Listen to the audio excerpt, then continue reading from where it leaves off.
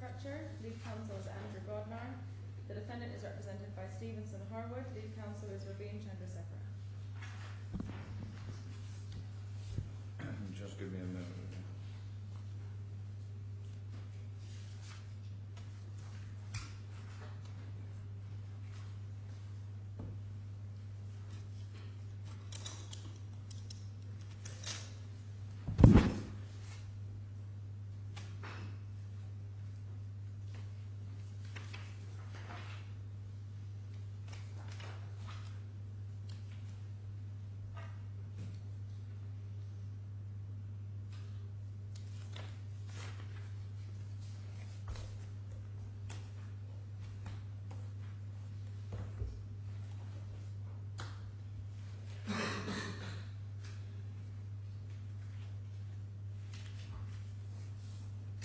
Yes, sorry. May it please Your Honour, I appear for claimant. Mr. Chandrasekhar appears for defendant. There are a number of matters before the court listed now, and indeed at 2 o'clock I gather before Your Honour in another claim, which is the claim brought by Mr. Haigh against GFH Capital and Mr. Arez. I hope that Your Honour received a skeleton argument from me which deals with Thank you very much. The list of matters before the court in the 2 sets of proceedings are a hearing for review directed by Your Honour, in Your Honour's judgment of the 3rd of May, a case management conference in the share claim brought by Mr. Haigh. Yes. Sorry, just sorry, item 1 on your agenda I'm taking them purely in the chronological order in which they've arisen. Oh, I see what you mean. Yeah. And I'm going to propose to Your Honour, of course. Yes. Item 1 you described as what? A hearing for review, progress monitoring hearing. Oh, I see. It was just that hearing for review was a phrase I hadn't seen before. Yeah. Progress monitoring. Yeah. There is then a CMC listed at 2 o'clock this afternoon in Mr. Haigh's claim. Now, I've described it in my skeleton argument as an application by Mr. Haigh. In fact, it's a letter from Nasser Malala, his solicitors in the criminal proceedings, seeking 108,000 dirhams for funding the next month. Right. And then last chronologically, an application by Stevenson Harwood to come off the record, strictly an order under Rule 3711 of the rules of the BISC. Well, I suppose logically that should come first. Quite so. Yes. Perhaps I should give way to Mr. Chandrasekhar. Yes. To make that because of that rather. Yes, Mr. Chandrasekhar. Good morning, Your Honour. I think that's right. And what I wanted to do, I think there's a bit of confusion, just to clarify exactly what our position is. I think that would be quite helpful for the court. So we issued an application on the 10th of May, and we've described it as twofold, because that was in response to Your Honour's ruling of last week. Sorry, you just have to speak up a bit. I must be getting rather deaf this morning. Sorry, the application as we've written it is... The application of the 10th of May is simply to come off the record. Well, it's twofold. It's also to explore your comments, the comments in your paragraph 9 of your ruling, which is in relation to... I'm not sure we can explore anything if you're not on the record. Well, I mean, the application simply says we apply for an order that we come off the record. Well, in my supporting witness evidence, I've put in the basis, which is we now have taken on board your comments in relation to past fees. In relation to future fees, you made the indication that further fees could be released, subject to the court being satisfied that they were reasonable. So let me just have a clear understanding. Yeah. Are you still acting for Mr. Haigh? Well, at the moment we are looking after his interests until we can find alternatives. We've come to the court Well, today. that's not quite a direct answer to my question. Are you still acting for Mr. Haigh? Well, in the sense until the court makes an order to come off the record. In that sense, alone, Yes. yes, I understand. For official terms, yes. In terms of taking substantive steps in this action, no. However, And as I understand it, what you want to do is to make an application for payment of some funds, Yeah. failing which correct. you will want to come off the record. Correct. And those funds are not in relation to past fees. That is in relation Well, to we'll come taking to the that case. if necessary. Exactly. So that's to take the case forward. Are you coming off the, sorry, what is your position with regard to the other proceedings? So the other civil proceedings, we will be coming off the record. No, sorry, you misunderstand. You don't act for Mr. Haigh in the criminal proceedings, as I understand it. You No, never have. the criminal Yeah. proceedings is a That's quite separate. Are you coming off the record in the claim brought by your client against GFH and Mr. Abdul Qaeda? You're referring to the share claim. All right, the share action. Yes, we are. Right. What about the proceedings in England? The civil proceedings in England, we will be coming off the record. I can't hear you. The civil proceedings in England, we will be coming off the record. At the Are moment, you making an application? we will be making an You will be. application. The reason. And what about the criminal proceedings in England? The criminal proceedings? We're currently just speaking to counsel as to the best next steps. So we have to say that again. We're discussing with counsel as to the best next steps in the criminal proceeding, Right. as to coming off the record, and particularly trying to find alternative solicitors to take over. So that the reason for the delay. But you're going to continue to act for Mr. Haigh in those proceedings, whatever the position is with regard to the civil proceedings here and in England. Well, subject to me discussing with counsel and finding an alternative solicitor that is willing to take the case. So, But I mean, whatever alternative course you pursue, you are still going to be acting for him. for the short term, yes, but in the long term, I envisage not. Right, okay. Well, I've got a large number of questions for you, but right, I understand your position.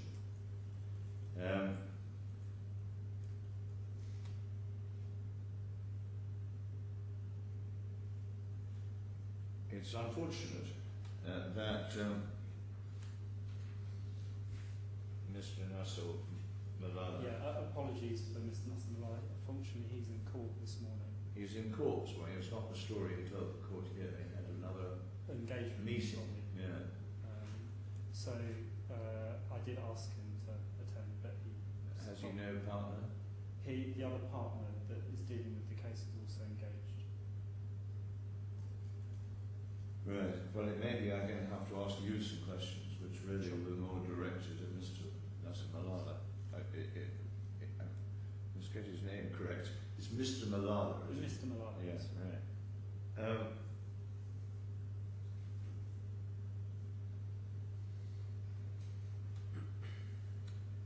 Well, perhaps in just 2 sentences. I'm not sure the court is very enthusiastic about what I call a party who threatens to come off the record unless something is done. I appreciate that. It's just the circumstances. It seems to me that the right approach is to make a decision as to what application you want to pursue without this alternative threat. But you assert, as I understand it, that this application of the 10th of May is in fact an application made in the alternative, namely, Yes. we would like X, but if you don't give us X, we would like to come off the record. Correct. And I appreciate That's not what the it says. circumstances are difficult because the situation is such that we made the application, well, it's been before you on before, we've made subsequent applications to come off the record and Well, we'll have to go into a little detail on this. sure. But as I understand it, in a sense, the figures that you seek to have paid to you are almost precisely the same figures as you asked for in the application in February, the application in December, and indeed on another occasion. But the Pure chance, is it? but what we've set out is what will the next steps be. Yeah, but it's a matter of pure chance that the figures are exactly No, I the same. haven't changed my figures. I'm not saying. Yeah, but they're for a different. They are so that the firm can stay on record and continue with the next 3 steps. And by way of comparison, I've sought from other law firms. Well, I saw that. We'll come Just to that give in a the minute. court a context of. I understand that Osbanks want £286,000 to amend the defence. They must be by. Right.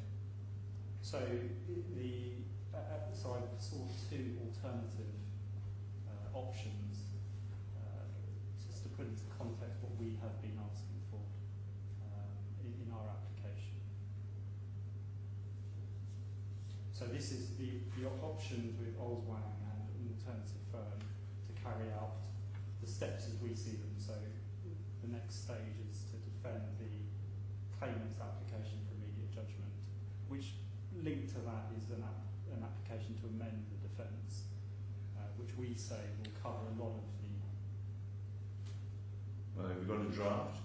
We don't, but in terms of being able to prepare a draft, we're in a situation where we've not had funds to Well, prepare. you seem to be able to write endless long witness statements. Well, the issue on that, and I know my friend has spoken about 900 pages of evidence. The point there is that most of that is a rehash of the evidence from the criminal case. So it's not a point of putting in. So what's a rehash of the criminal case? So the 985 pages, my learned friend. No, that's not what I was talking about. You were saying you have no money to produce the defence or an amended defence, yet you seem to have sufficient either funds or expectation of funds to write enormous numbers of letters and produce very long statements. Well, the statements are in relation to trying to get funds released, generally. Yeah, but presumably you're So bidding for it. My point is, in relation to taking substantive steps in the case, that's one thing. In terms of trying to release funds, that's another. Well, you say it's another, but I'm not sure I agree with you. Okay. Okay, but the. Well, let's chat, if I may say so. Can we just have a look at your recent statement? Sure, of course.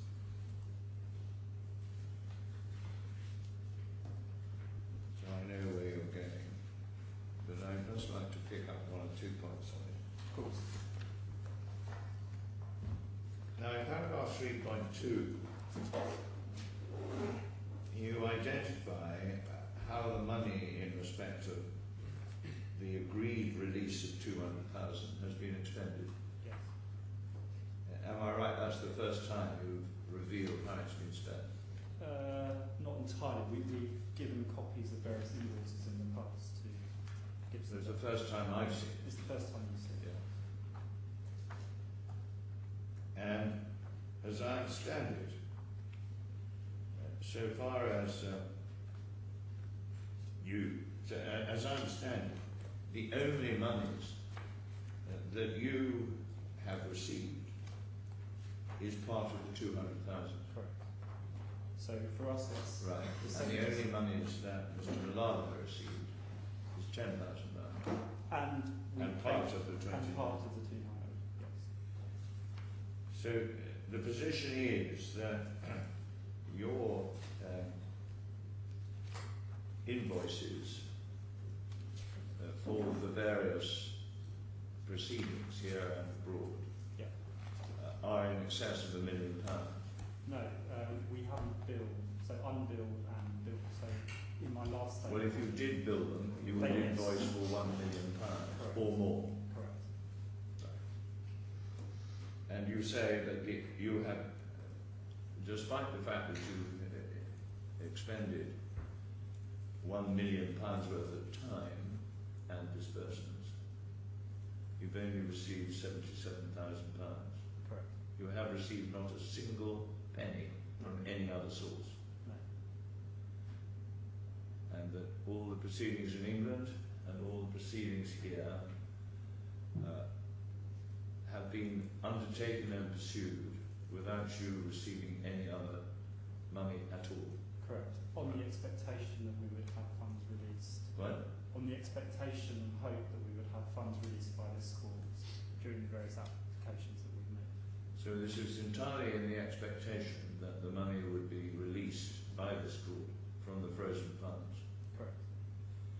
And the frozen funds amount to what?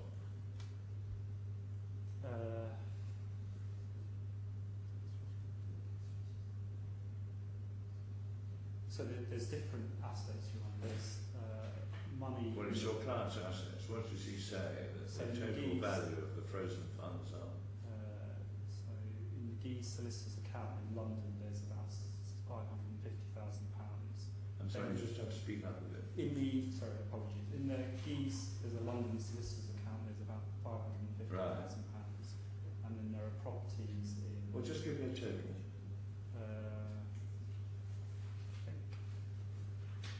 I think around. I'd have to calculate it, but I think it would be in the region of two million. About £3 million. Two to three. I have Well, to calculate the exact figure. Heaven's sake, you must be able to tell me. Your client must know what sums are frozen, and you can't get me to the nearest million. Yeah. So it sounds as if it's about £2 million. I think it's probably just under 2 million. Well, it was news to us, Your Honour, because we understood there should be somewhere a little over £700,000 to the Haigh solicitor. Right. Well, that's the figure I've seen. And so far as Mr. Haig's disclosure statement is concerned, he has an apartment in Dubai, which has according to. Well, that's 400,000 dirhams or something. If that. If that. Net. And then there is the raft of Cornish property, which Mr. Haigh says is derelict and almost worthless. Right. So, is there no more than 400. Your understanding of the asset disclosure is that there's less than £1 million available. We understand. Am I right? Somewhere of the order of £1 million. Yes. Now, what asset has Mr. Bowden forgotten about? No, I think that's accurate. So you've spent already more than the total assets for Mr. Haigh. Yes, sir. And you want to go on? Well, I would like to continue with the case, but obviously we do need the release of some funds to take the case forward. The question before the court is what's a reasonable amount to release? Well, it's a question, of course, as to what is a proportionate way of conducting the litigation. So in the expectation, as I understand, which is the point we're addressing, correct, in the expectation that you would receive funds from the frozen assets, you have incurred fees of £1 million. correct. So in the expectation that you would receive the entire asset value of Mr. Haig's assets, you've spent that money. Am I missing something? No. I mean, obviously, the litigation has been very heavy. No, I'm not saying you haven't. Yes. But it's an extraordinarily commercial decision to spend £1 million in the hope of getting £1 million without actually getting anywhere. Well, Your Honour, when we undertook the case at the beginning, we didn't envisage it would be going on for this long, and sometimes litigation goes that way. Well, you're and very experienced solicitor. It's an extremely experienced firm. It's a commercial decision that we've taken. Right. Well, it's a commercial decision which seems quite bizarre.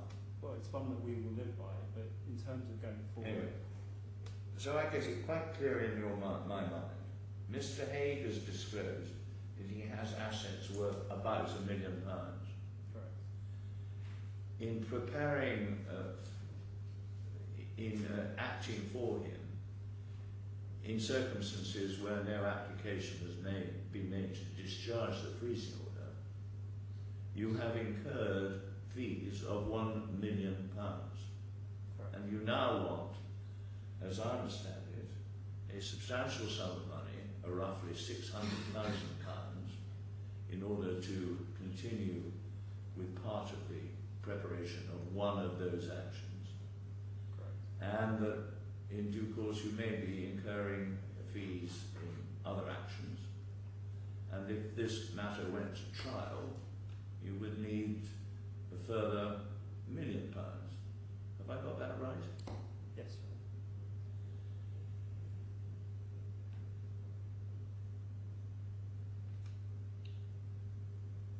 Well, it doesn't make me very sympathetic about your financial position.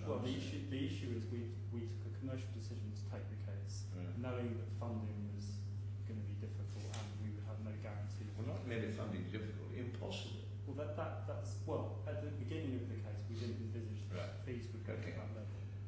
Well, that helps me with that. Now, can we go to paragraph 3.4? Yes, sure. The second vary application was withdrawn as a more detailed third application was filed 8 weeks later. 6 weeks, yes. Now, what on earth does that mean? Well, we had a vary application put in before Christmas, Which you withdrew. which we withdrew. But how is it withdrawn because another application is made 2 months Well, later? it was refined and another one was put in. That's not what it says. Well, with the second The second vary application was withdrawn because a more detailed one was made 2 months later. That's incoherent. Well, we did. Why was it withdrawn, or was that a privileged matter? No, it was a decision that council wanted to withdraw the application to strengthen it and get more instructions. So we took that decision and it was withdrawn and we reissued a new application. I mean, there was no serious disparity between the application in December and the application in February, was there? I think there was more detail. There was more detail, okay.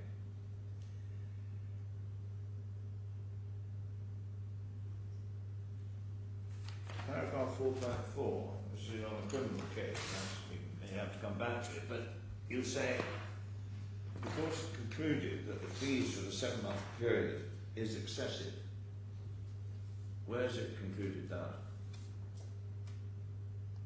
Well, in that no fees have been released for the criminal action to date. With these figures were the same figures in our That is not the reason why the sums were not released. The sums were not released because they were subject to a proprietary claim. Where has the court declared that the fees of the lawyer were excessive? But the test was acknowledged and agreed by all parties as to the release of funds. And Sorry, just answer my question, please. Where do you say, and when do you say, the court reached the conclusion that the £93,000 fees of the lawyer were excessive? Well, Your Honour made references in the last ruling to excessive fees by Nasser Malala and Steve. No, what I said was that the expenditure of legal fees overall was, I can't remember the precise phrase I used, but it was, well, you remind me from the judgment, was I think it was unduly large. But that's the overall perception. Well, I think And I have to say what you've just told me confirms that conclusion. Your Honour did make the distinction between Stevenson Hall and Nasser Right. Malala's fees. Anyway, in paragraph 4.5, you say, these figures were all before the court and clearly set out in the fourth bearing application, but seem to have been ignored. Why do you say that? Well, because, Your Honour, there was a refusal to release funds. But why does that mean it's been ignored?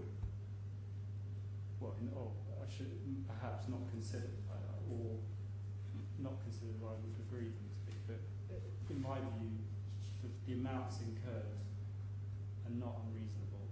And The money hasn't been released, the figures haven't been ignored. Okay, I acknowledge that. The point being, the amounts incurred Okay. on the Well, case. I think you need to be a bit more careful with your witness statements. Let's go to paragraph 417.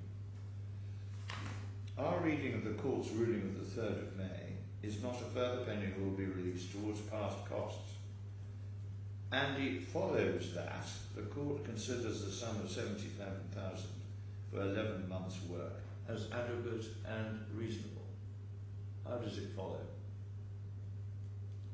Well, the fact that the court hasn't been prepared to release anything towards past fees surely suggests that the court doesn't agree. But Mr. Sanchez, that wasn't the justification for refusing to release funds. The funds weren't released on the basis, well, you've been paid enough already. It's a complete distortion of what the court is. I don't agree with you, because despite... Tell me, has the court in any judgment said that the £77,000 was adequate and reasonable for the work? Your Honour, the court has found that no further funds should be released in relation to past expense. Quite. And why did it do that? Because for a mixture of purported proprietary interest, but with the court accepting the test that even despite proprietary interest, reasonable fees can be expended. Well, Mr. Sandrasekhar, I suggest you read my judgments a bit more carefully.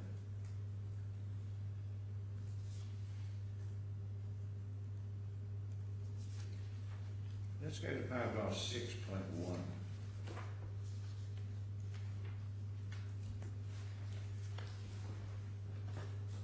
Where you take up part of my ruling in the 3rd of May. Yes, Your Honour. When I say that there is no suggestion that the claimants have anything other than a good arguable case on the merits and their contention they have a proprietary interest in monies. This is not the case. In respect of the Guy's solicitor's money. But this is the only real money. This is exactly the sum of money that was being discussed back in September. But Your Honour, and the £200,000 was released, despite the fact that the claimants were asserting a proprietary interest. Now, how can you possibly say you can say we don't accept that there was a proprietary interest, but that's what I'm saying. and we don't accept there's a good arguable case. In relation to those funds, I'm not talking about... But what other funds are we talking about? Well, other funds in bank accounts that have been identified. The small amounts. Well, they're very small, we can forget about them. The only significant sum is the one in the Guy's solicitor's account. Well, Your Honour, there's also, as I understand it, my own friend is exerting a proprietary interest over the properties as well. I'm very sorry, I have to say that again. As I understand it, there's also a proprietary claim over the various properties as well in the UK. Well, maybe there is. So what I'm saying is that there has to be a distinction between those assets. Well, can I just remind you, so I can easily put my hands on it, on what I said about the proprietary interest claim Of course. in my judgment in March.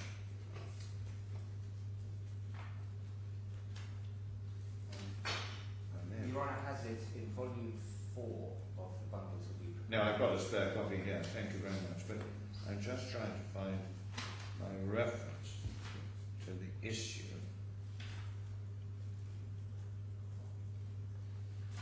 To which, here we are. In paragraph, do you have a copy Yes. of my March?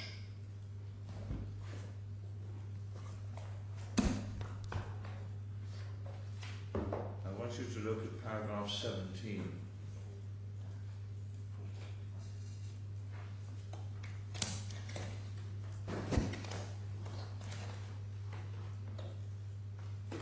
Sorry, yes, Your Honour, which paragraph? Paragraph 17. As you just read it to yourself.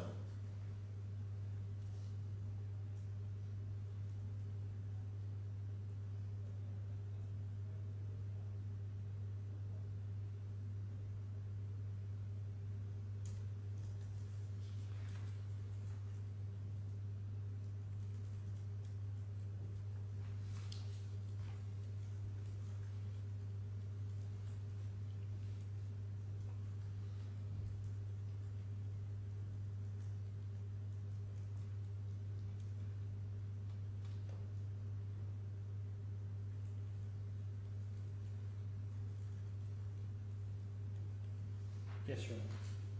In the light of that, how can you say in your statement, I do not see how the claimant would have a proprietary interest in relation to the funds, when your own counsel made no submission on the topic, despite reserving his right to do so? Your Honour, I mean, our position remains that in relation to that aspect, we do not think there's an arguable case in relation to those funds. I see your point, Your Honour. Well, thank you very much. How kind of you. But let's go back to the beginning. This freezing order was made a year ago. Correct. And I'm right in saying that there is at least no challenge to the proposition that the claimants have a good arguable case on the merits. Correct? Correct. There have now been 3 or 4 hearings since then, on no occasion, and the point was expressly raised in September last year, on no occasion has the proposition they have a good arguable case that they have a proprietary interest ever been challenged. Correct?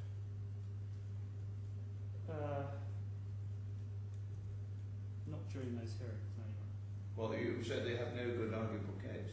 In relation to, I'm just trying to be specific, just in relation to the geese. Well, Mr. Chandrasekhar, you show me. Where is it? So I'm acknowledging we haven't made that proposition in the hearings. Well, if you don't make the proposition in the hearing, you can hardly say that that's the position. Anyway, if it was seriously you and your client's view that there was no proprietary interest, the matter should have been raised in September, shouldn't it? Perhaps yes, Your Honour, yes. Right. And again in December. And again in March. And again in May. But never was. Yes, Your Honour. Perhaps, Your Honour, in fairness to Mr. Chandrasekhar, in advance of the hearing before Your Honour in March, Your Honour may recall a skeleton argument was submitted by Right. Mr. Ali, Mr. Hawthorne, in which there was some reference to a challenge to the proposition that Yeah, I remember that. arguable case. But as Your Honour, But that, already I mean, that's led to this paragraph. in the event it wasn't pursued already, yes. Thank you.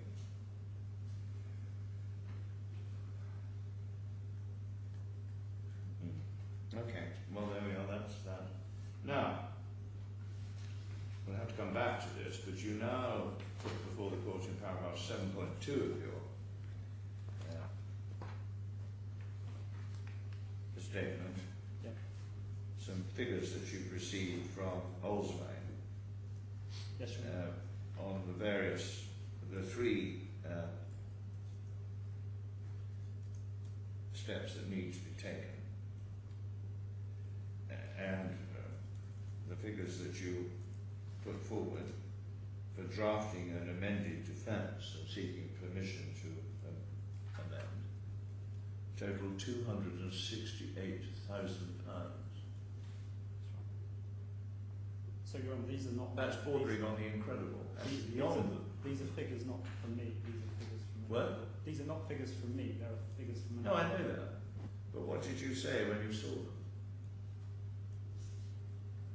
Well, they are their belief as to how much funds will be required to go through these next steps. Right, well, you give me your figures Well, for that step. our position is for the 3... Well, I'll break it down for you. Our position is for the 3 steps, we would need £300,000. I know that. What is the figure for step 1? So, are you talking about just the solicitor's fees, or...? I'm talking about the total figure. Total fees. So, we... I mean, are you just making this up on the hoof, or have you got some figures in front of you? I haven't got a budgeted figure for it. Anyway, But what's the figure you're putting forward for amending the defence? So, for each of those steps, Your Honour, we would put forward a figure of 150. When you say each of those steps, The 3 steps. the 3, you want £160,000. 150,000. Oh, well, all right, near the same. So You want 150,000 for amending the defence. and that is to include not just solicitors and counsel, but we will need our forensic accountants to. But you've got all that. No, well, not to the standard that we need. We need to go further on it because remember, Your Honour, so far today we have paid our forensic accountant £9,000. Yeah, but we're pleading for defence. I just don't understand. Because part of our defence is going to be a response on forensic information. So we do. No, but you don't attach expert reports to defences. But no, but in order to plead it properly, I want The experts are there to try and prove the case. If your client's instructions are X, then that's what you plead. Yes, Your Honour, but there's material that needs to be analysed so that we can plead the case properly. Well, give me an example of what needs to be analysed in order to plead. all the from bank statements that we have been disclosed, we need to look at those to see where the correlations are with, because our case is on reconciliation of accounts and payments of commissions and expenses. So we do need that analysis to be able to run. Right, so you want 150,000 for that. You want another 150,000 to file evidence in response to the claimant's immediate judgment application. Correct. Let's just pause there. 300,000. 300,000 on top of the million. Correct. But I think so. You're now moving into territory where you are spending more money than Mr. Haigh has. But Your Honour, we because of the commercial decisions we've made, we have reached a stage where. So you will proceed on the basis that only if Mr. Haigh wins will you seek to recover those costs. Yeah, but there's no option then, because that's just the reality of the. So anyway, you want 300,000 for that. Correct. And you want 300,000 to discharge the freezing orders. Sorry, 150. 150. So you want 450,000 for these 3 steps. And 50 for the English. So you want. So 500 total. But 450. Sorry, you want 450,000 for that. Yeah. Which is actually a different figure. And anything more? And for the UK discharge. So another 150 for that. Another 100 for that. All right. 550. So that takes us to we're into 550. Correct. Right. That's, to all intents and purposes, the entire sum of money in the Guy's account. Yes, sir. So you want to effectively spend the entirety of the assets that have been frozen. But Your Honour, the point is that these steps are required to properly defend the case. Right. And in order to defend the case, we need to spend money to take the right steps to make sure our client's interest is protected. So we are in the court's hands as to how much they think is reasonable for each of these steps. But our position, and given that other law firms have come up with figures in excess of what we... No, so we're negotiating on what your figures should be. Absolutely not, Your Honour. We are in your hands as to what you feel is a reasonable amount. Okay. You've seen from other law firms what they think the figure would be. Well, I have to say the figures you put forward for Osmax, I have to regard as laughable. To amend a defence, 268,000, and council charging 100,000. Your Honour, those It's figures... not the real world I know. I have been a council once upon a time. Your Honour. My submission is that the figures that we have put forward, I've just given you, are reasonable. Now, Your Honour obviously is aware of the background, and obviously you know the amount that's been spent to date. What I'm saying is that is a commercial decision for us, and Your Honour, from my respect, submission has to consider what next. And my point is that we, given our interests so far and our desire to continue, we would like to, but obviously on the basis of the release of sufficient funds. But if the court isn't minded to do that, that comes back to the other side of our application, then we'll have no option but to... Now here, one of the items you are talking about is an application to discharge the freezing order. On what grounds? So I've set it out in my previous witness statement. There's a mixture of grounds, but predominantly a lack of full and frank disclosure. and that relates. This is back a remarkable it date relates, to it make relates that back, point, it a relates, year after the... well, it relates back, Your Honour, to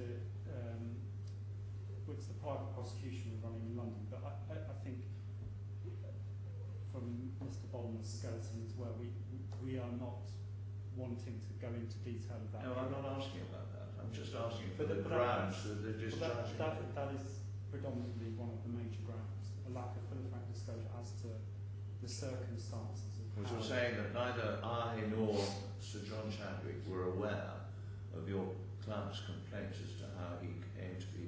Well, that and the extent of the consequences of that, and... Well, we weren't aware of it. Not that I And it know. wasn't Not the disclosed. full consequences. And Well, why on earth wasn't this point taken last year? well, the point wasn't taken because at the time we didn't have our specialised counsel involved who would advise. Well, you don't need specialised counsel to identify non-disclosure. Well, the cases on the private prosecution have been developed recently in relative terms. Well, maybe and I don't want to... No, I don't need to get into that. But the point being... The factual grounds for the claim in London are the factual grounds which were, you say, known in June, known in September, but were not disclosed. Well, they were, yes, but we only were able to develop them later in the year. Well, if you only develop the later, it's difficult to see how you could possibly make a point about non-disclosure. Or how Unless you're asserting that neither Sir John Chadwick nor I were aware of the point that was I don't think you... Our position is you were not fully aware of fully the position. aware. And we want the opportunity to go into the detail of that in an application. For us, the key... So your client is happy to spend his entire assets on these 3 steps? You're right, that's to push his interest forward in terms of defending this case. Well, it goes nowhere, does it? I mean, assume that looking at the earlier steps, the application to amend and the application for immediate judgment, assuming you win on the application for immediate judgment, then we're back facing a trial for which you will be charging presumably another £1 million. But you're not... I'm in your hands as to how you think we can take this forward. Yeah, but is there any... Because what's wrong with that statement? There's nothing wrong with that statement. No. But the point being, we are in a position where our defendant has an entitlement to try and defend this case. The case is heavy and it will require certain steps to be carried out, which are expensive. So one of the things that the court must determine is, well, how is the case to go forward so that the defendant can get proper legal assistance. I appreciate the issues on assets and the amount of funds that will be incurred, but... Well, I'm beginning to wonder whether your client understands he does. what you're spending. He does.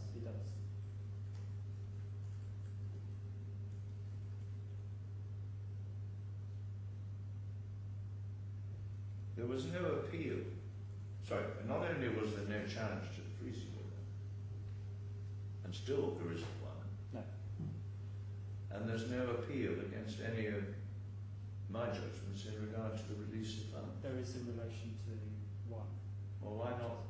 Why is that not being pursued? Wouldn't that be better money better spent? It is being pursued.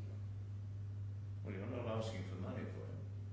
Well, we're waiting to hear from the court as to how that's going to proceed for us. But in terms of Well, next no, you steps, don't need, the court doesn't need to tell you, you just get on with it. well, we've filed an appeal already. Right. And when's the hearing? It's not been listed. It's not being issued. Not been listed. Because what happened was we filed Let our... me just find out. Where is there an appeal? You didn't pay the fee. So it's... So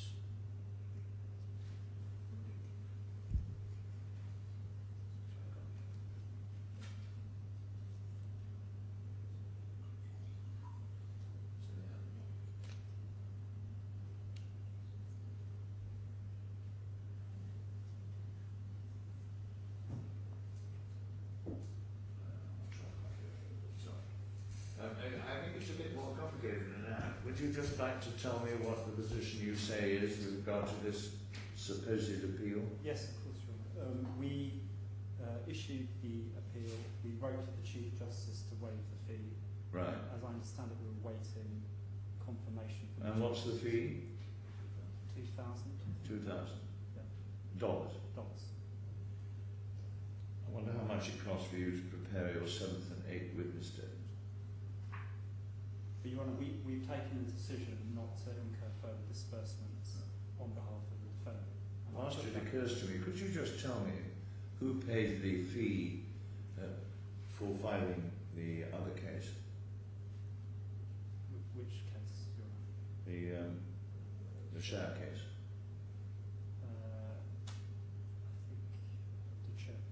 I think we did. But that. When you say we did, who do you mean? It's the Stevenson Harwood. But just to put it. And did you disclose that to the claimants? Sorry, the defendants in that case. But did you disclose it in the proceedings relating to the freezing order?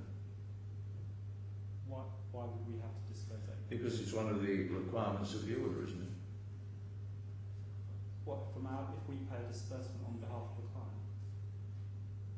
What the freezing order says is that any expense on legal fees must the source of the funds must be disclosed to the claimant, doesn't it? Well, I mean, it's a standard form freezing order. You must know what it says. Yes, right. I'd have to check, Your Honour, whether. Well, is it a standard form freezing order? Your Honour, it is. The precise words are, before spending any money, the defendant must inform the claimant's representatives where the money is. Now, Mr. Chandrasekhar, you must know that, mustn't you? Yes, Your Honour, yes. Well, why has your client not disclosed that to the claimants? I'd have to check, Your Honour. And why haven't you? Sorry, why have I? Failed to tell them that you paid for that fee. Your client is in contempt as a result of your failure. Your Honour, I will check the point. Right. Now, what about the London proceedings? Who paid for those? The issuing fee. Again, I'd have to check, Your Honour. I don't know off the top of my head. Well, somebody did. And were any steps taken to tell the claimants under the terms of the freezing order? Sorry, apologies, Your Honour. I'll have to check. I don't know. Right.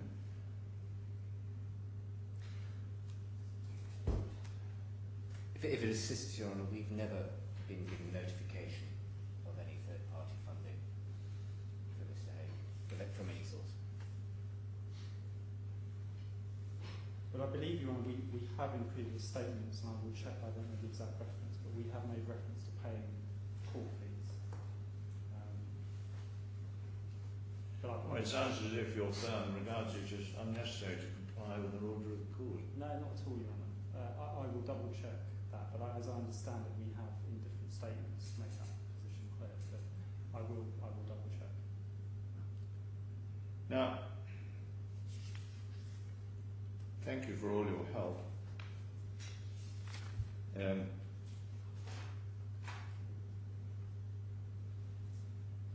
Mr.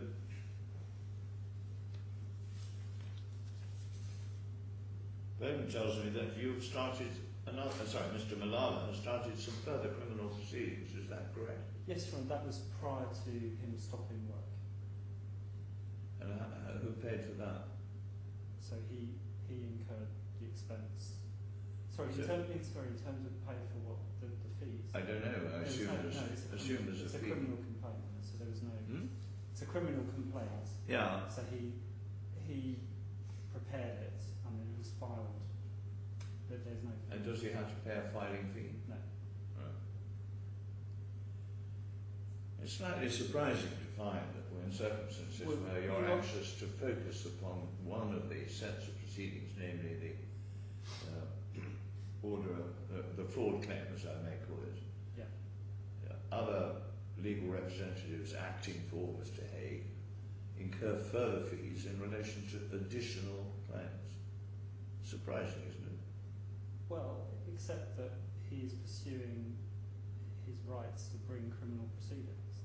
Now, those, and just to be clear, those fees are not included in the Massa Malala, the letters recently where we've been asking for release of funds. Well, Mr. Malala doesn't even disclose its existence. Well, it's in relation, he's asking for funds in relation to these proceedings. Sorry, the criminal Well, proceedings. his request for fees includes a request for fees in regard to that. I didn't understand it. So in relation to criminal proceedings? Well, both sets. No, just in relation to the ones our client. So as I said, may I repeat myself, Mr. Malala doesn't even disclose to the court that there is another set of proceedings which he has started on his client's behalf. Well, technically it's the... Answer yes. Well, technically, Your Honour, the defendant starts the proceedings. They're a criminal complaint.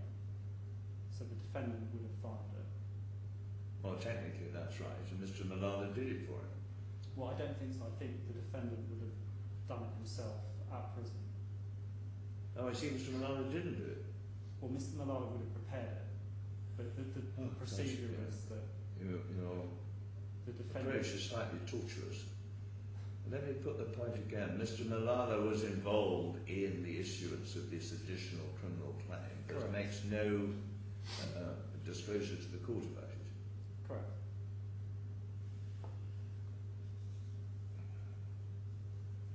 Well, I want to turn to the criminal proceedings in a minute, but let's just take stock.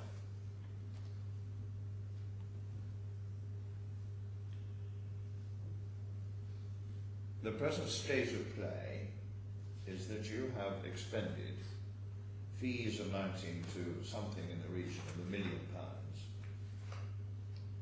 in regard to the claims in the civil proceedings. Those fees already exceed by almost an order of magnitude the total assets that Mr. Haigh has. Despite, secondly, that you've applied on 4 occasions to get part payment of those fees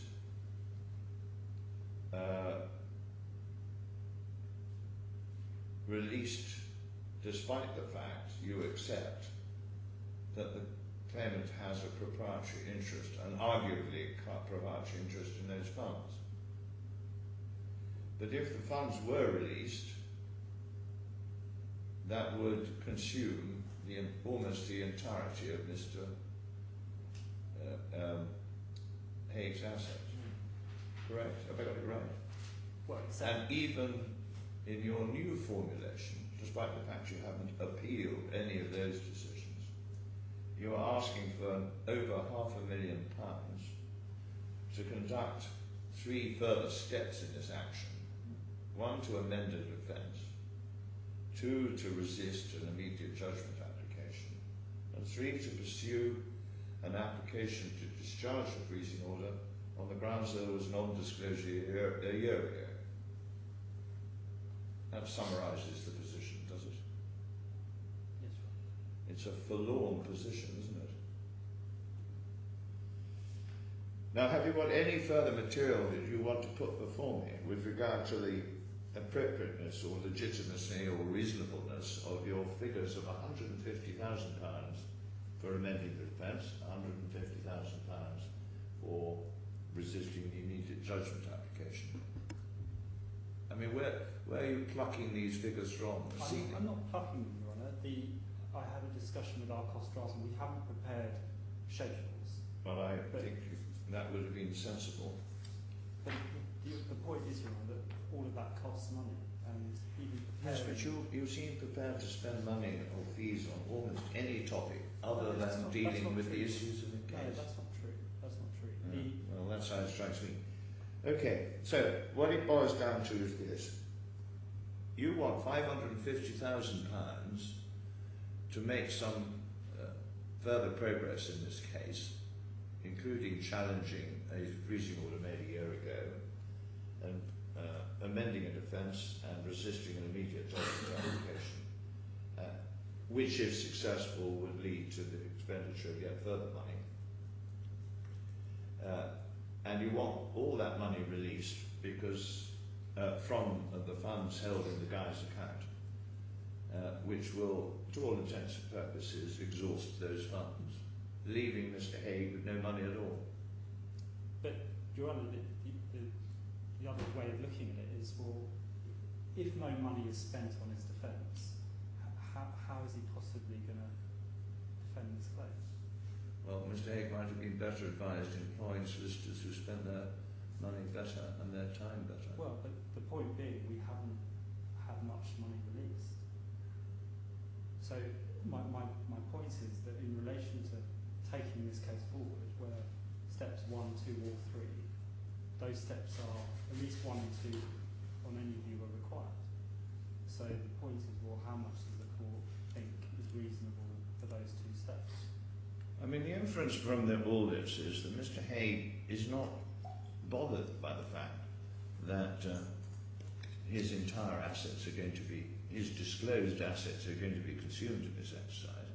The inference must be he must have some other assets. No, I think, Your Honour, the inference is he has no choice but to spend his assets to try and defend his position. Because what else is he supposed to do? If he doesn't defend the case, what else can he do? Well, you defend the case in a sensible manner. Okay, but in terms of, I guess the question is in terms And of you the don't steps. You don't engage large numbers of counsel and solicitors and experts and others on a range of litigation and pick up bills amounting to £1 million already in the prospect of spending another £1.5 million in the future. But Your Honour, in terms of the next steps, how is my client supposed to defend the case without funds being released? Well, I don't know the answer to that. If you're not on the record, you'll have to defend it himself, and if you can't come to court, the matter would have to go on. That's what it comes to.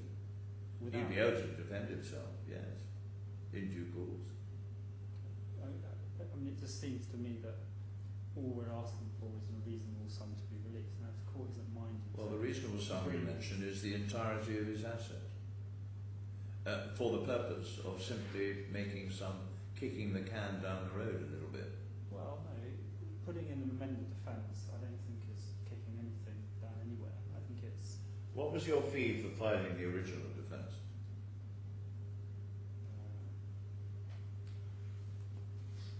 I'm not sure. I'd have to check. I'd like to know.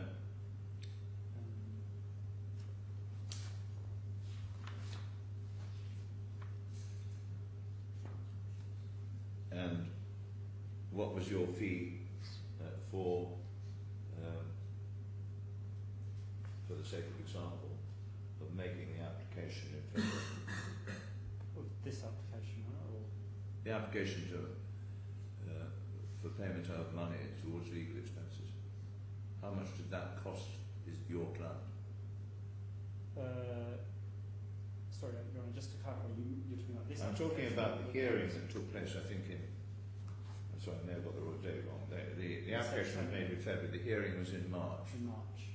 How much did you charge your client for making that application? Well, we haven't billed it yet, Your Honour, but I would Well, give me a stab. estimating, I would have thought with council and travel, you're looking at about 100,000.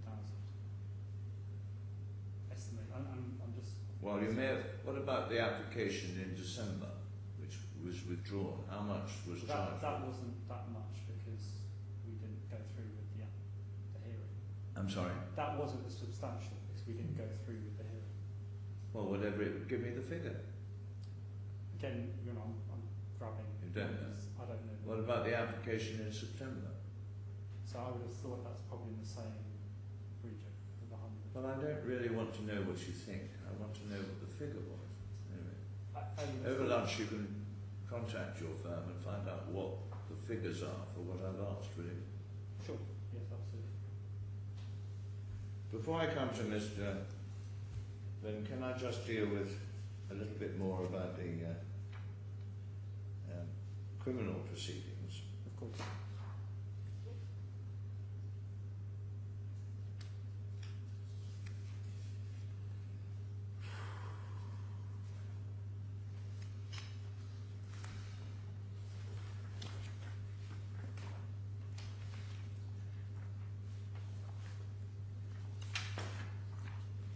Now his fees to date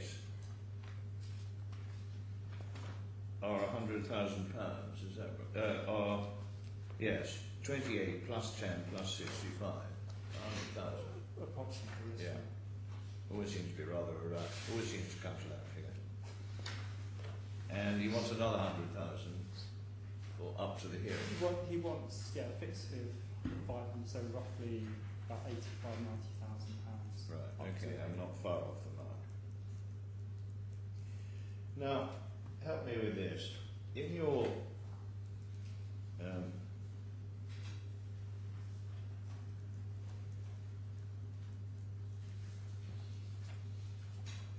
recent statement number 8, Yes, Your Honour. paragraph 9.5, we are now able to visit the defendant once or possibly twice a week only on lawyer visiting day. The visit is for anything between 5 to 15 minutes. Yes. Now, presumably, when you're visiting, Mr. Malella can't visit because that's a different case. He can visit on the same day, albeit. So, this time is shared between us. No, he can make his own visit. I would visit separately. And he would visit Oh, I see. So, he, like you, would be able to see him once or twice a week between 5 to 15 minutes. Correct? Correct, Your Honour. It slightly depends for him because he would probably, because he's an Arabist, we probably get a little bit more time. But for me, just from my own personal experience. But have you any way of telling me that my suggestion is wrong? Not wrong, Your Honour, but it's not. He would. Anyway, it's once or twice a week. Correct. For a very short period of time. Yes. Now, Mr. Malala now says, in his letter of the 10th of May, Yeah. that he wants to be paid for weekly meetings with Mr. Haigh over the next month, i.e. the next 4 weeks, Yeah. which will occupy 12 hours of billable time. Yeah. So Your Honour, How does that work? That is meeting Mr. Haigh and then meeting us afterwards. I'm sorry? That's meeting Mr. Haigh and then meeting us to discuss next steps. Well, that's not what it says. Why is he coming to see you? It's the criminal case he's concerned by. Correct, but then we are working with them on the criminal case. Oh, well, then you are able to help me with the criminal case, aren't you? Well, to some respects, yes. Good. Anyway, I have to say that seems rather startling. He then says he's got there may be 2 meetings before the public prosecutor, Yeah. which he thinks there might be 2 of them in the month. Now, earlier, in your earlier statements, I think you told me, I can't really put my finger on it, that until very recently, Mr. Haigh had never been interviewed. Correct. When was the first time that he was interviewed by the public prosecutor? I believe it was Was it last a week? few weeks ago. Last week, Was it on May the 3rd? I believe so. It was, Yeah. it was relatively recent. And then there's been another meeting on, I think, yesterday or the day before. Is that correct? Correct.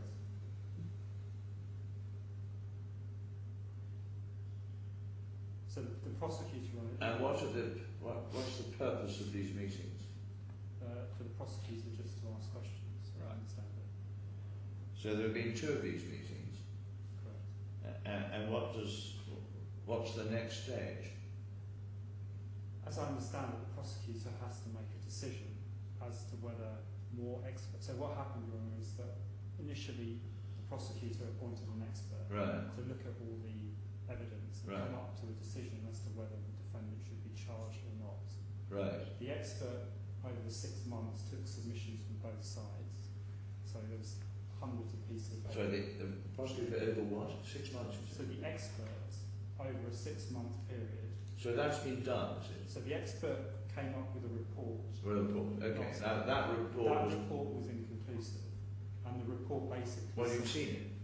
Yes. I see. Right. Yes. So it's disclosed to the. It's disclosed to both sides. The report was inconclusive and said, as I understand it, that more certain areas didn't. He didn't have expertise. So that the prosecutor now has to decide whether further experts should be appointed, or whether he can make a decision as to whether to charge or not charge. So now he's had 2 interviews with the Mr. Haigh, and again, don't tell me if I'm trespassing on privileged area. What do you understand is going to happen next? We don't know, Your Honour. The prosecutor. Right, we don't know, but what has the prosecutor said? He hasn't said what he's going to do. Well, Mr. Malala must have given you some indication of what he thinks is going to happen next. Well, I think he's very experienced. Our feeling is that the prosecutor is going to appoint more experts to determine specific questions. But Mr. Malala must have given you some advice. Again, don't disclose it if it's well. That's his feeling, that more experts will be appointed. I see. Okay. But we can't be certain until the prosecutor. So there will be a delay until that. That will probably, if another expert or 2 experts are appointed, that process will normally take 3 to 4 months. Right.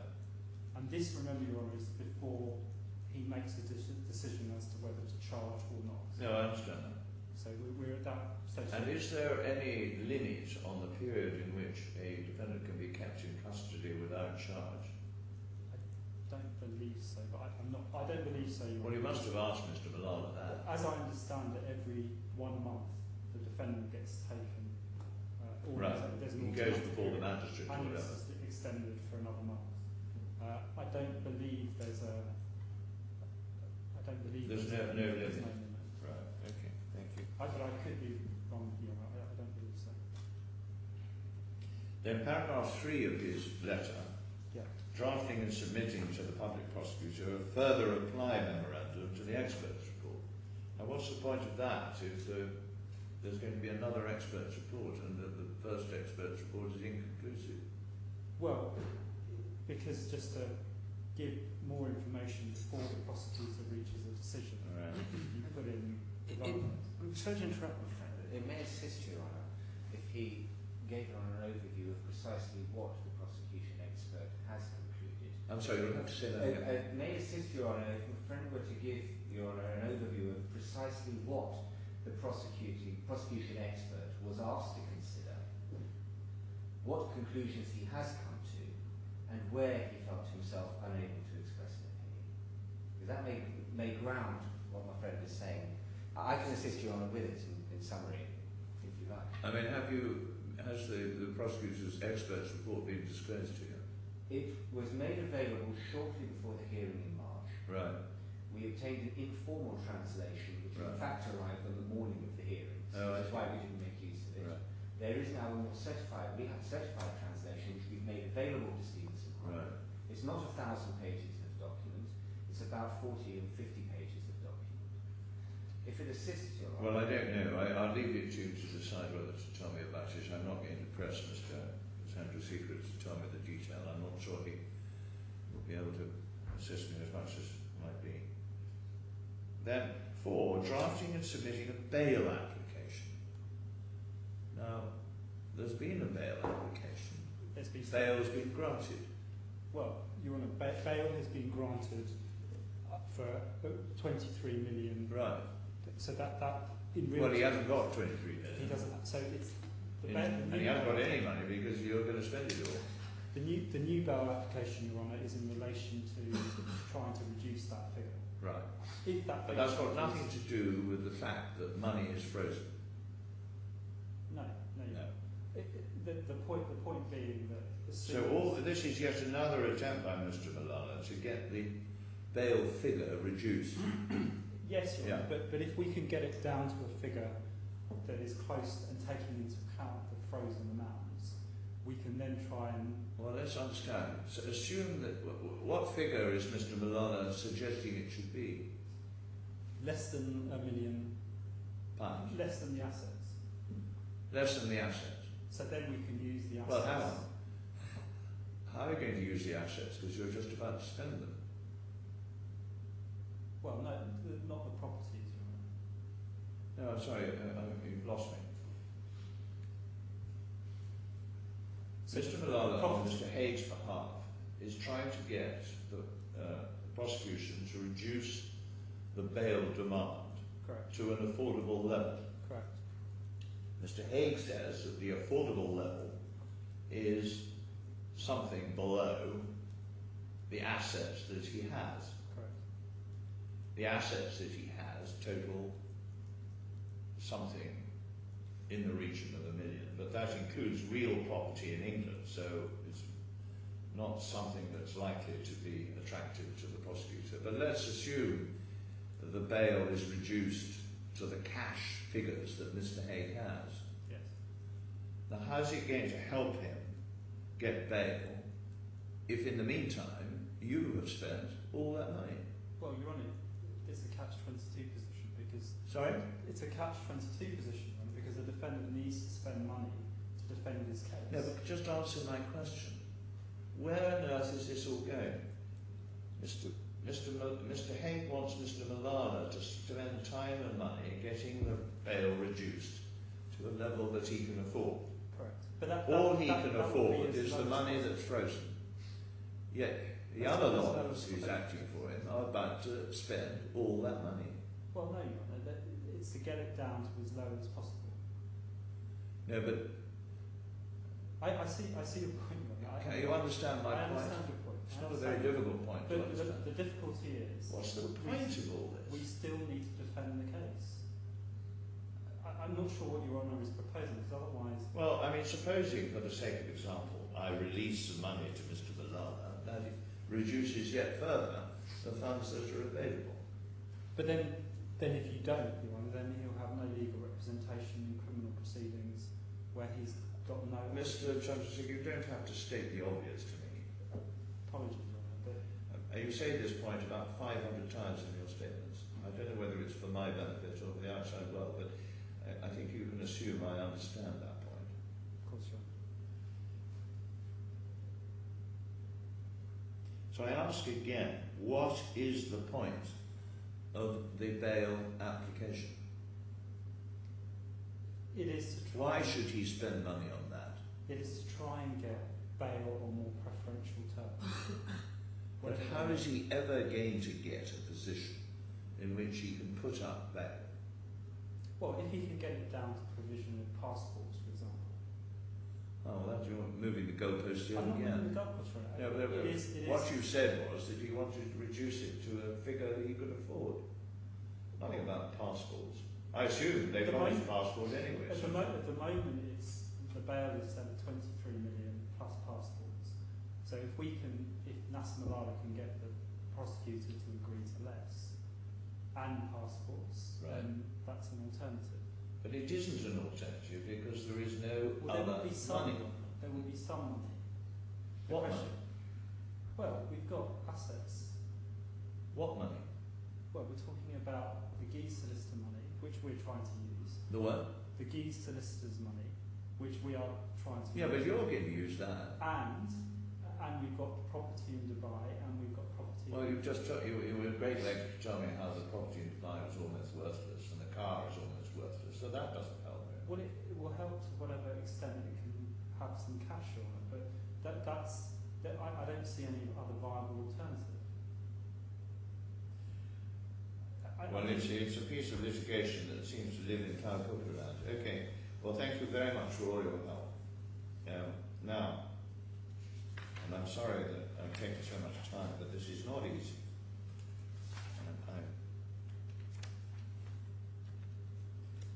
I think that's all my question.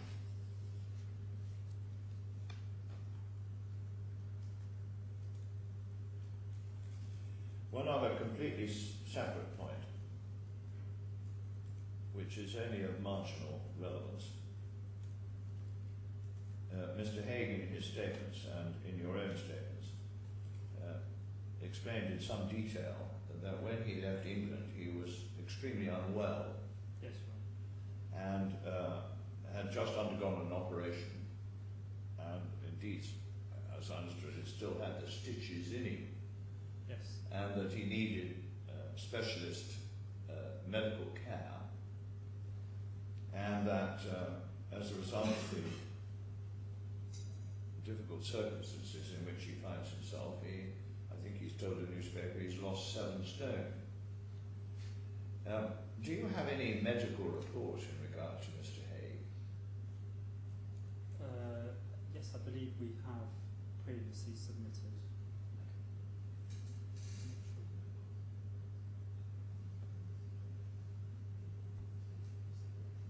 Yeah, I don't.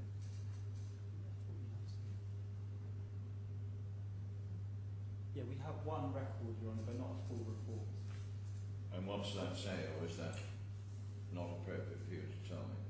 I prefer not to, Your Honour, but we do have one record, but not a full report. So I'm not pretending we have a detailed medical history, but we've made that request, but so far the doctor said. Anyway, you have some kind of medical report.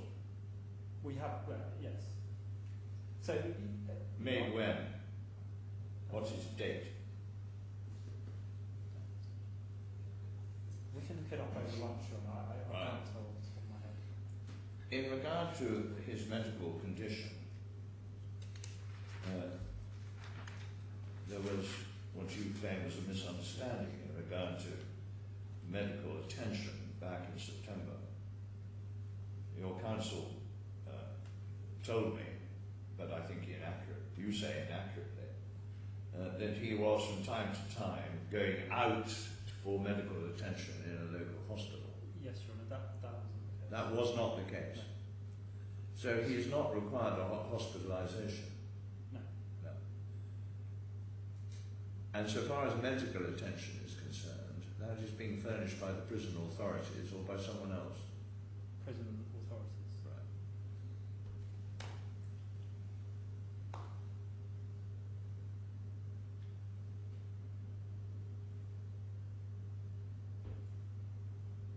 Well, it makes his request for fees and medical attention a bit surprising, but there it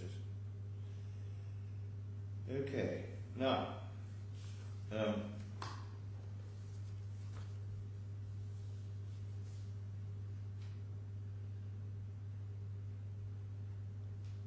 what you are asking for, so far as Mr. Malala is concerned, Yes, Your Honour. is some money, at least towards the estimated legal costs of representing him in the criminal proceedings, the present criminal proceedings, not the new ones, in a total figure of 108,000 dirhams.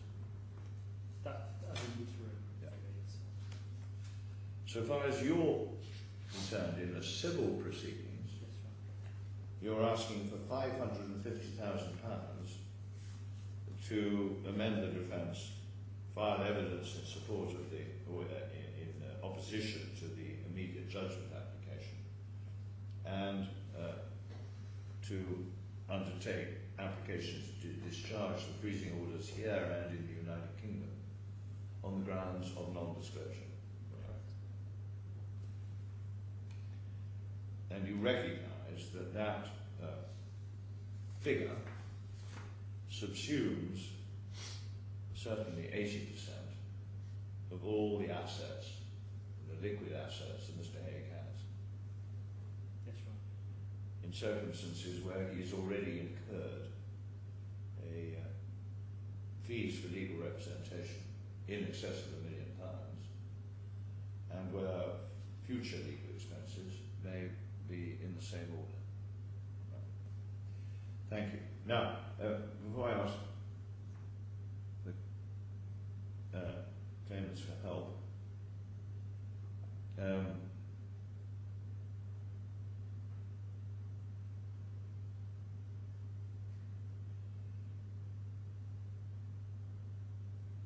if Mr. Malala receives some money, Yes, Your Honour. but you don't, you Yes. will come off the record, or at least apply to. Yes. If Mr. Malala receives some money, and you receive some money, but far less than you asked for, presumably you'll still want to come off the record. It slightly depends on it. If it's in relation to, if you say to me you'll release for certain steps, I'd have to if it was substantially less then Yeah. yes. Well, that's why I'm somewhat interested in what was spent on the original defence. I'm somewhat interested on what was spent on the September or December or March applications. Of course. I can get that to you. There may have been some other things I asked for, but I've already forgotten about them. Okay. Right, so I understand where you are. Now, is there anything more you want to, in a sense, develop before me with regard to your application for funding and your application to come off the record?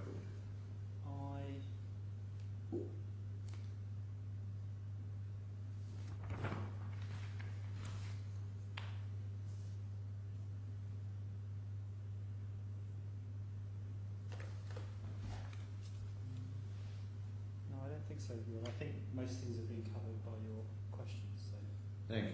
thank you.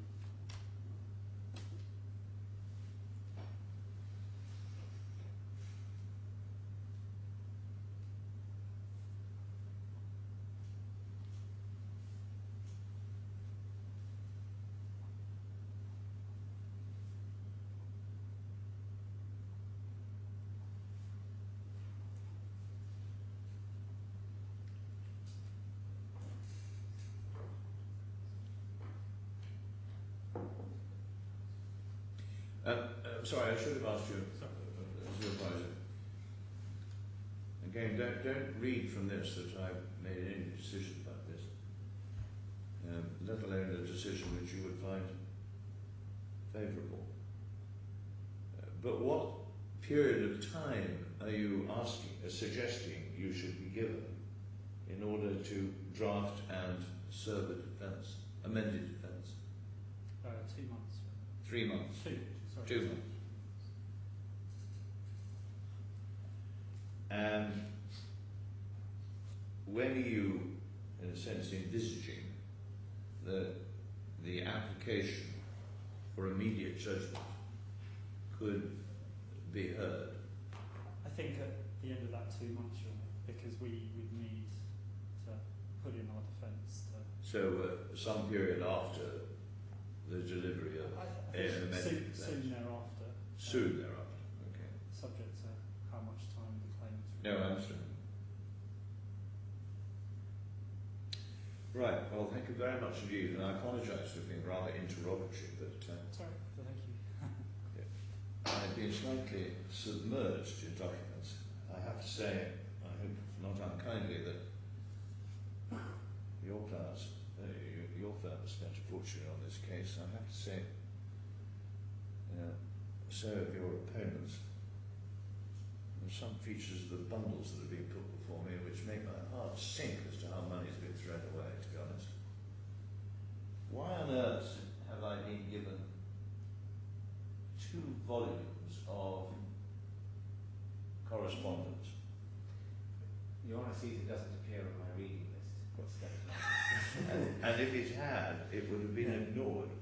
Yes, and I noticed that it's all beautifully put together, and some poor lad or lass has been made to produce a detailed index. The cost of the exercise must be astronomical. And I bet that I will finish today's hearing with all the pages uncut. It's not satisfactory, but in due course, of course, if you were to win the proceedings, your costs would be open to challenge. And for that matter, if Mr. Haig's view of his asset position is accurate, you're not going to get much money anyway. Anyway, there we are. It's all good for the lawyers. Right, now help me, what am I supposed to do? well, Your Honour, we attended on an application by Stevenson Harwood for a declaration under Rule 3711 of the rules of the DISC Court that they have ceased to act for Mr. Haigh. I think Precise wording of missed the tense. Yes, the precise wording of the rule: a legal representative may apply for an order declaring that he has ceased to be the legal representative acting for a party. It's RDC 40. 3711. 37. Now, strictly, we have no standing Right.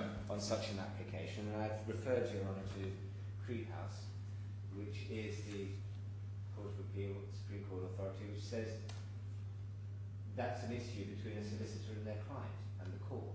But the application, to Your Honour, is in fact essentially the same application that was made towards the end of April and refused on paper on the 3rd of May.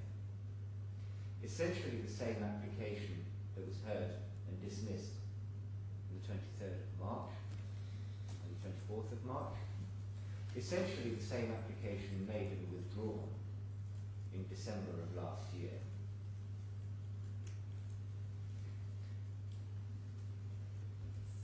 And what Your Honour is in fact told is we have not yet ceased to act, but if we don't get if Mr. Haigh doesn't get his way, Stevenson Harwood will cease to act with all of the complications that follow. That, in our submission, is a wholly inappropriate way to proceed with respect. If the position is that Stevenson Harwood simply assumed that Your Honour would find in Mr. Haigh's favour on one or other of these funding applications, or Mr. Haigh believes that if he makes enough funding applications, the court will eventually, not to put a fine point on it, give in and acquiesce to his demands, then perhaps it's time that the court made it abundantly clear that it will not. You're right that the way in which Chandrasekhar advances his application here today is much broader than any application simply to come off the record on the grounds that his firm has ceased to act for Mr. Haigh, and there is no evidence before that either the retainer has been terminated or alternatively that Stevenson Harwood have terminated the retainer. What he seeks is a variation of a theme. I suspect a variation encouraged by a part of my May 3 judgment. Yes. The May judgment was in the context of an application for the very same sum of money, the whole £550,000, but in respect of previous fees, which would apparently encourage Stevenson Harwood to go on. Yes. What was said was at that time that since the earlier application there had been a change of circumstance, namely that his firm and lawyers and experts were at least threatening to come off the record and no longer act, and that therefore, even if, and I think this is the way I expressed it in paragraph It's paragraph 9 of your Honour's ruling. no, I'm looking at the wrong judgment. If it's the 3rd of May. Oh yeah, paragraph 9. That although I was quite unable to accede to an application, yet another application for earlier funds, and was wholly unpersuaded that a little injection of cash would make much difference, the position with regard, although I don't mention it, with regard to the criminal proceedings, and perhaps in regard to the immediate judgment application, might justify a different approach if there was an application, presumably to spend money in the future rather than recover money from the past. So I think that was what Mr. Chandrasekhar was on about. I don't think I'm going to shut him out from making that application, although I take your point that it is simply not part of his original application, on which you wouldn't be able to address me anyway. A slightly bizarre state of affairs, but I am going to invite you, if you can, to give me some help on what I should do with my expression, perhaps, of concern in paragraph 9 of my earlier judgment. Yes. Your Honour, there are two different issues. One is the progress of this claim, and the other is, of course, Mr. Haig's position in criminal proceedings. And indeed, the numbers are starkly different, and we have to recognise that.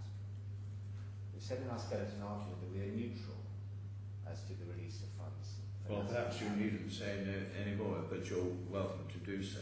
I sought in my rather abrupt interrogation of Mr. Chandler's secretive point somewhat appear to be the difficulties in the formulation of the justification for 100,000 dirhams, which is put forward by Mr. Malala. I think spotted those points before you had. I mean, I'm not putting that critically, but I mean, I've seen the point. But there may be other points that I haven't spotted, and I'd welcome your help. And if you are minded to do so, against my expression of opinion that my concern in regard to the criminal proceedings is more anxious than it is in regard to the civil proceedings. Well, some help as to what I should do. Well, it is regrettable that Mr. Malala weren't able to take up your Honour's invitation. Yes, it's, he says it owes no distress here. I'll take that on the chin. It is also perhaps regrettable that although Stevenson Harwood have apparently been actively engaged in the criminal proceedings, Your Honour has received little assistance in the criminal proceedings going forward. We are concerned, I have to tell Your Honour, although I don't act in the criminal proceedings and neither do my instructing solicitors, Your Honour will appreciate that those who represent GFH's interests will coordinate with us. There must be a concern that the criminal proceedings are being strung out by Mr. Haigh as he pursues expert after expert and memorandum after memorandum, preventing the prosecutor from making a decision. And I'll develop that if I may. If necessary, over the short adjournment, we can obtain a copy of the prosecution expert. Well, I think I would like to see, although I confess a rather obvious statement, it's surprising that a man who is complaining about his predicament would want to string it out. Well, quite so. But when we read the report, most of it is concerned with whether Mr. Haigh in fact received the money which he is accused of receiving.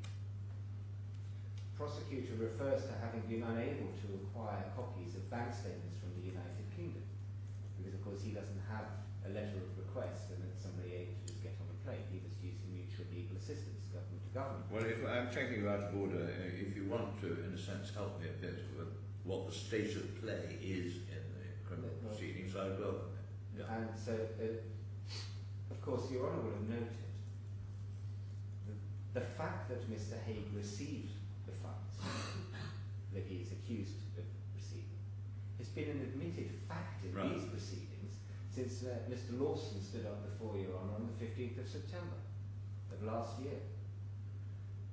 And yet it has taken until now, well, until March of this year, for a prosecution expert to finally give up on trying to get hold of UK bank statements to establish what Mr. Haigh could have told him was the truth last summer. Thank you. And the prosecution expert was appointed because Mr. Haigh originally expressed some doubt about whether these bank accounts were his, as I understand it. What, the ones in England? Yes.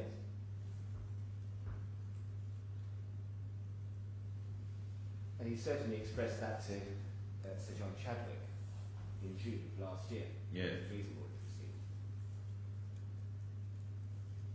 Now, one cannot answer why Mr. Haigh would want to string out these proceedings, save that Your Honour is aware that the system onshore in Dubai is a civil law system, which means concepts of interview and charge have a very different meaning than they do in the United Kingdom and in an adversarial common law jurisdiction.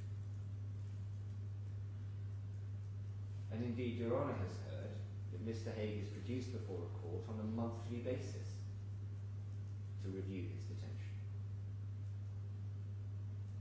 Now, the notion of a monthly review of detention in a UK court is unheard of, because the charge is the start of proceedings, the end of it, and one would never expect a person to be detained while an investigation is conducted by a prosecutor. But this is a civil law process, it is inquisitorial. Mr. Haigh, as Your Honour has seen from Nasser Malala's invoices, has been fully engaged in that proceeding since last summer. His protestations to the world that he is being detained without charge or questioning are, in our submission, simply incompatible with the outstanding fees of $500,000 dirhams. So I'm not quite sure I'm following that point. Well, Mr. Haigh protests that he is only now being spoken to by the prosecutor, attempting to draw some parallel with a police investigation in the United Kingdom, where one of the first things that would happen would be an interview. And he has been protesting for the better part of a year now that he is being detained without charge or questioning. Quite simply, if that were right and he's simply been thrown away in a hole with nobody asking any questions and nobody progressing the case, one wonders how an expert could have produced a report and what Nasser Malala has been doing to incur the $500,000 dirhams in legal fees that they have already incurred. Because Your Honour will recall their original request was for a little over $1 million dirhams. And in fact, the number they now ask for happens to be 10% of the total amount that they sought, or was sought on their behalf in March. So we have serious... I mean, does the expert's report indicate the source of the information on which the expert was relying? Yes. It does. No, yes. It recites all of the meetings that he has had with representatives for both sides. Yeah, well, I will need to see that, I think, unless there's some objection to my seeing it.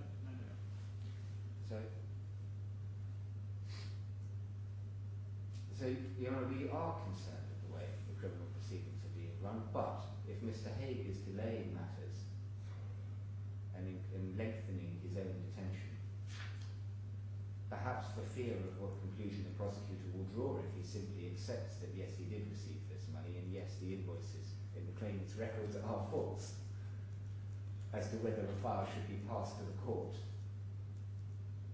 with a view to commencing a formal prosecution.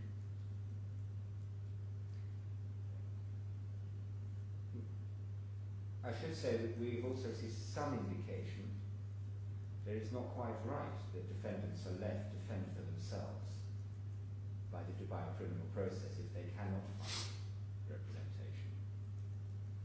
But I don't have evidence, nor indeed I have to admit firm instructions as to precisely what the equivalent of the legal aid process is on shore. And well, it would, on any view, require somebody who was fluent in English. May not be. I mean, most people in custody here, I said, well, when I said it would be Arabs, I don't think that's true. I suppose almost any nationality. Yeah. Okay. quite so, indeed many people. But I'm sorry to interrupt, but much is made of the fact that Mr. Haigh is being interrogated or interviewed, if that's the right expression, either in the lead up to it or at the hearing before the public prosecutor. Is there any provision, and that he doesn't speak Arabic, which I would of course accept, but is there any, as you understand it, provision for interpreters? I don't have instructions on that. Of course, one might be surprised if a public prosecutor charged with investigating a case like this, presenting a file to a Well, we'll see how the interview could take place. Well, I was about to say, one might be surprised if such a prosecutor couldn't speak English. Right. But I would anticipate there must be some interpretation, that some interpreter to be provided, as Your Honour says. Mr. Haigh is far from being the only English-speaking person to be arrested in the Emirate, unfortunately. But all of that said, our approach to the release of funds for Nasser Malala going forward, especially, is tempered by the fact that Mr. Haigh is in custody and facing criminal proceedings and is entitled to a fair trial. And if the position is that the immediate judgment application is to come on in the near future anyway, we of course wouldn't be making it unless we were confident of our position. But if that application is to come on in the immediate term, then for the sake of 108,000 dirhams, which we guesstimate is about £15,000, perhaps better that Nasser Malala have what they ask for. If they choose to misapply it in the way that we submit, that the £200,000 we made available last September was spectacularly misapplied. If Nasser Malala chooses... Well, I'll have to explain that point in a moment. But I'm not quite sure But why you're bringing the immediate it, judgment application into this. well, because what we're concerned about is that Nasser Malala asked for 108,000 dirhams this month. Right. The immediate judgment application goes off into the long grass, Right. offences are far, the case goes on, and every month Nasser Malala come back and say, but last month you gave us 108,000. Yeah, I see. I get the point. And at that pace we can get to pretty much, well, we can get to very substantial sums. So that would depend slightly on yes. a timing and money for a defence, and timing and money for a immediate judgment application. Right. Okay, I get the point. But I didn't. So Maybe it doesn't matter. I didn't quite grasp your cross-reference to well, we say that the detail of whether 200,000 was spent. well, we say that we made £200,000 available. Your Honour will recall. I do. That was by consent. That was by consent, recognising the practical reality that Mr. Haigh, whatever was in reality available to him, would say that the only money he had was the money that we'd identified. That £200,000 was intended, as Your Honour may recall, to facilitate proper disclosure of his assets and the filing of a defence. It in fact elicited a defence, which I'll come on to in a moment, which itself says is incomplete. But in the interim, 3 different sets of civil proceedings being launched. One here, which is before Your Honour this afternoon, and 2 in the United Kingdom. Multiple experts' reports, multiple counsel. And Your Honour here suggests Stevenson Harwood's fees are £1 million. Your Honour may recall from the March hearing, that was just Stevenson Harwood. There is counsel, some £250,000, experts' fees on top of that. That was how we quickly identified that Mr. Haigh had already spent more than he says he has. Today, Your Honour is told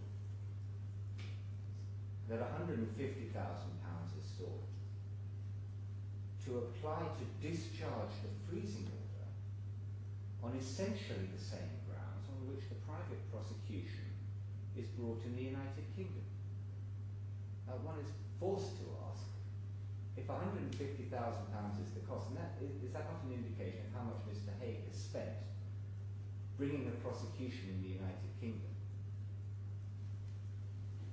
but not in fact progressing this case? The immediate judgment... Well, he may have incurred that expense, I have no idea. But Mr. Chandrasekhar assures me, and it's a matter that's on the record, that nobody in the various pieces of litigation has received any money other than the 200,000 and the 10,000, not a penny. I accept what he says. Although you're right, it may be that a substantial sum of legal fee liability has been incurred in the private prosecution in London. Now, the point I was making, that Mr. Haigh is choosing to pursue these various different avenues. If it be right that the matters he's trying to put before the court, the Westminster Magistrates Court,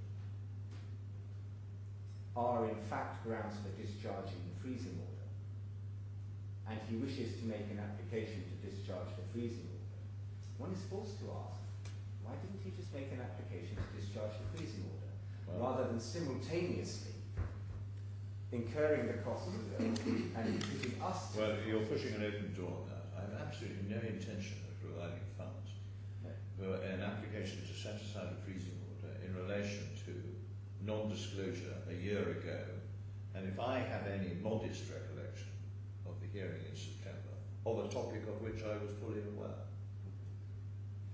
So, but just coming back to my original question, you say that the identification of the monies being spent in paragraph 3.2 of Mr. Chandrasekhar's 8th witness statement is somewhat unsettling. It is the first time the figures have been put forward, is that right? yes. Yeah. Now you just said to me that at the time when your clients agreed to release 200,000, there was some discussion as to how it should be used, but I'm afraid to say I don't remember that. You may be right, but I can't remember. It wasn't a formal argument. Right.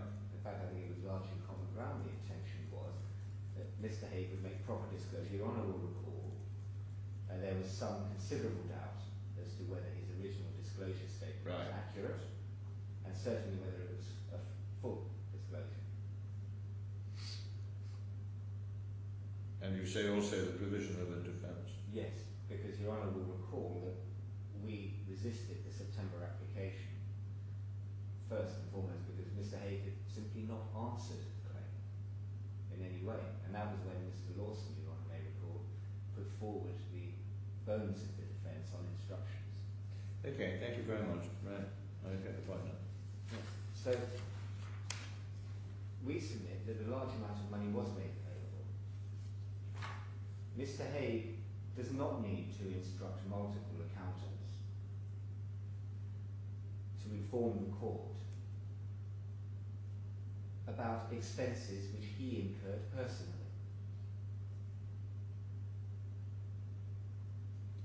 What he needs is access to his own credit card statements, which he must have.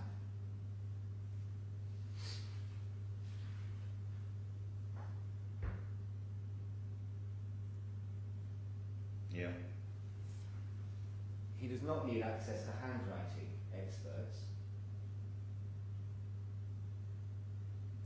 to explain why he has so far failed to produce a single invoice for any of the commissions he says these payments were for, any expenses claim.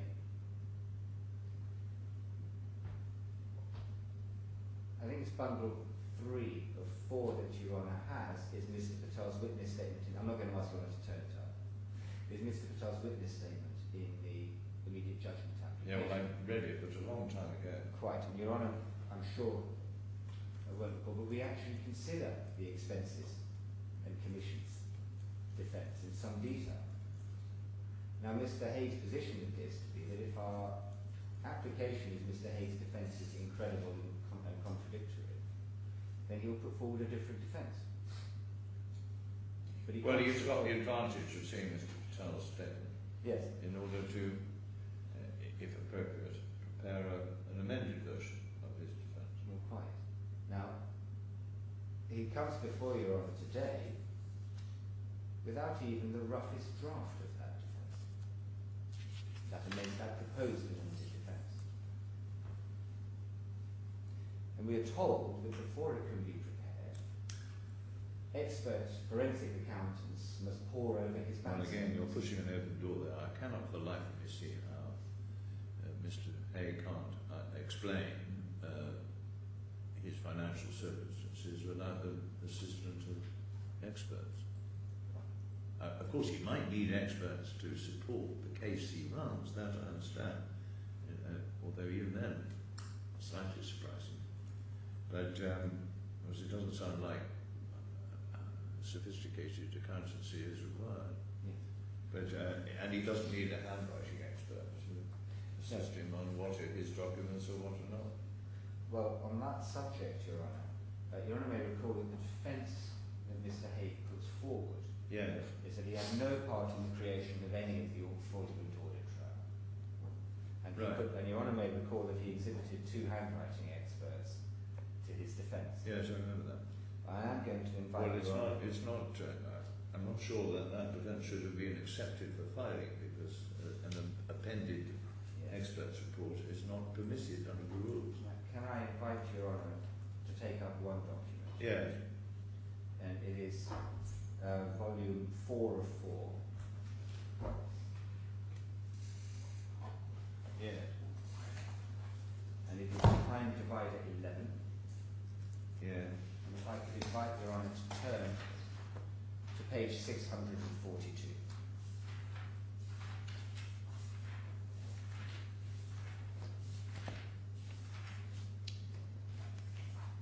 Yeah. The provenance of this document requires me to investigate the matters which I asked Your Honour not to investigate publicly because of reporting restrictions in the United Kingdom. But this is headed Advisory and Final Expert Report. And the reason it's significant is because it's an expert report prepared by Mr. Haigh's handwriting expert.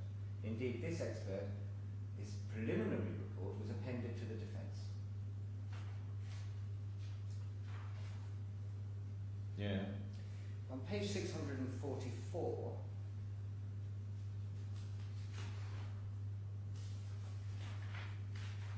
I hope I pronounce his name correctly, Mr. Alvar summarises the position. Paragraph 5, some exhibits showed the affixed signature of Mr. David Lawrence Haigh as a copy with an original signature affixed at the left-hand corner. But paragraph 6, the exhibits that bear the original signature of David Lawrence Haigh are detailed as follows. And then over the page, one of the fund transfer forms to Lincoln Associates. So paragraph 5 is simply referring to some examples where there's been a transfer by Xerox or some similar system of a signature on another document onto the new document. But you say paragraph 6 is identifying actual original signatures. That is what Mr. Alvar seems to be saying. Yeah.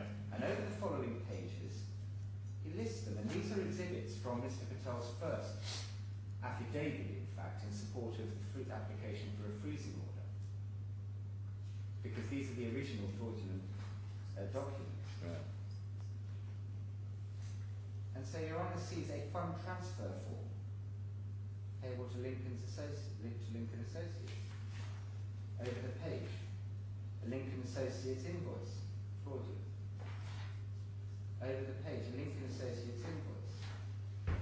Over the page, original signature, payment to Lincoln Associates. Okay, well there we then are. over the page, David Murray. That's counsel from Fountain Court. Again, now the point about this is, Your Honour, the defence was filed 2 months after the date of this report, saying Mr. Haigh played no part whatever in the creation of the fraud. Now it's right to say, when challenged about this, eventually it's been suggested that Mr. Alvar has spoken to Mr. Haigh and may wish to change his report. But Your Honour is entitled to ask, why was this report not the one that was appended to a defence dated 22nd of December? well, I assume you've asked Stevenson Hardley that question. What was the answer? Perhaps I should let Mr. Chamber Secretary provide that answer. We haven't had a clear answer, frankly. Could I ask you that? I mean, maybe it's trespassing on something that I shouldn't. This document came into your possession how?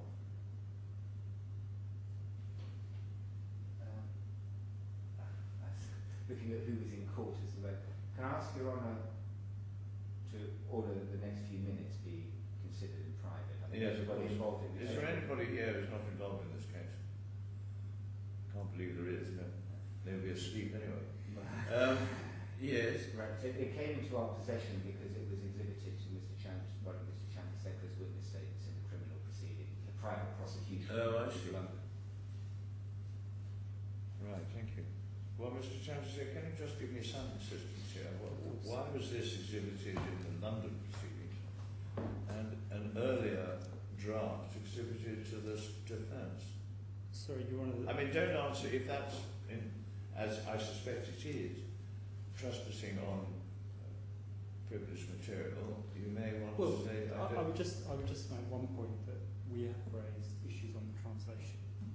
Who have issues on the translation? The specific wording in the translation, we've raised issues. Right, on page 644. Yes, because because I think this was prepared in Arabic and translated. You may have issues about the translation. That I fully accept. But what I don't quite the second point was is why the draft rather than the final report is exhibited to